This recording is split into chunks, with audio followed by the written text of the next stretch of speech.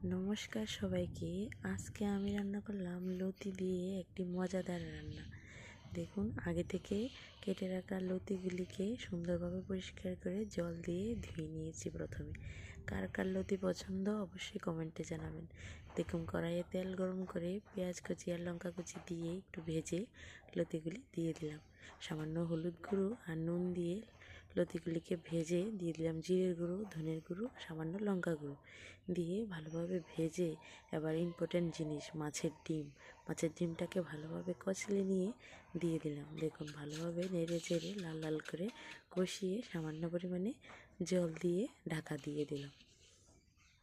দেখুন, রান্নাটা কিন্তু খুব সুন্দর এবং খেতেও খুব স্বাদ। সবাই বাড়িতে ট্রাই করবেন। দেখুন, ঢাকা তুলেই দেখুন লতি সিদ্ধ হয়ে গেছে। এবার একটু টানিয়ে নামিয়ে নিলেই রেডি গরম গরম মাছের ডিম দিয়ে লতি কষা। ভিডিওটি ভালো লাগলে একটি লাইক, কমেন্ট, শেয়ার করে